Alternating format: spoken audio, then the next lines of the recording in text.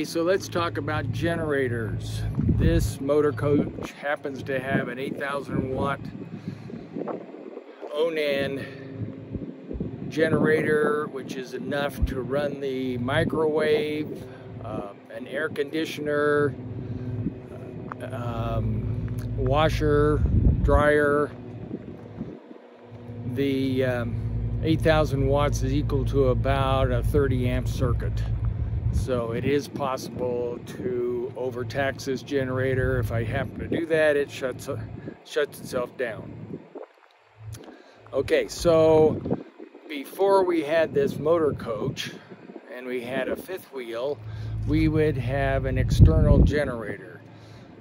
Do not buy or use one of those cheap contractor generators.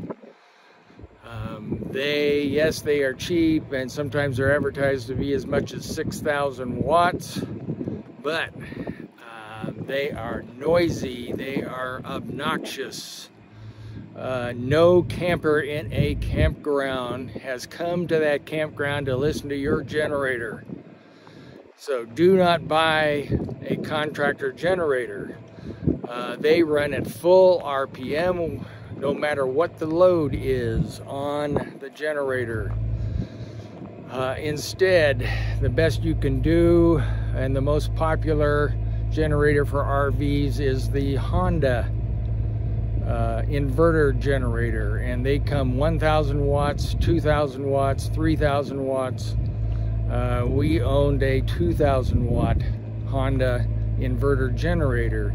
They do vary in RPM depending upon the load on the generator. They are advertised at only 50 decibels of noise or sound, which is generally pretty quiet and not nearly as obnoxious as one of the contractor generators.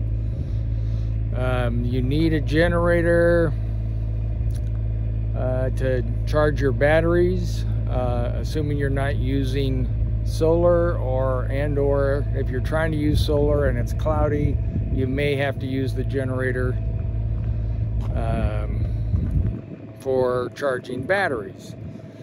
A 2,000 watt generator is not large enough to run an air conditioning unit, but if everything else is off, you should be able to run your microwave on a 2,000 watt generator.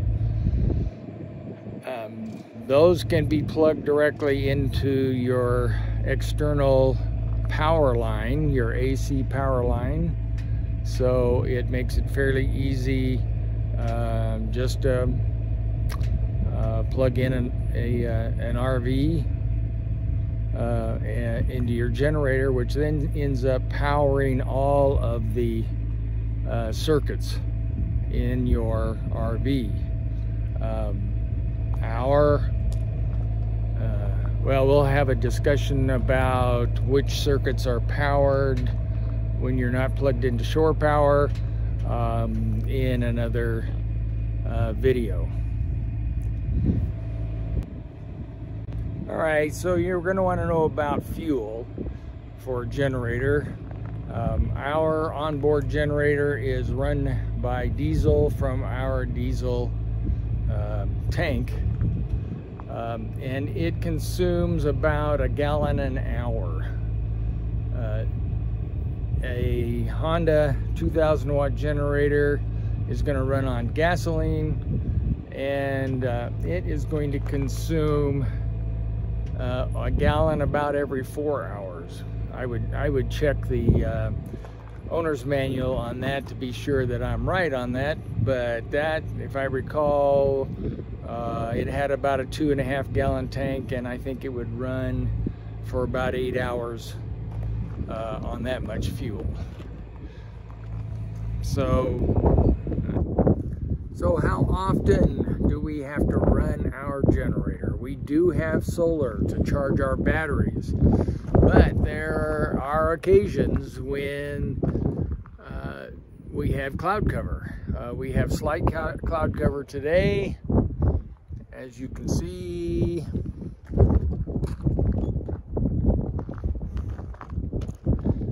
So we might have to run our generator if the cloud cover is any heavier, for sure. We do have to run the generator if we want to use the microwave. We have to run the generator if we want to wash clothes.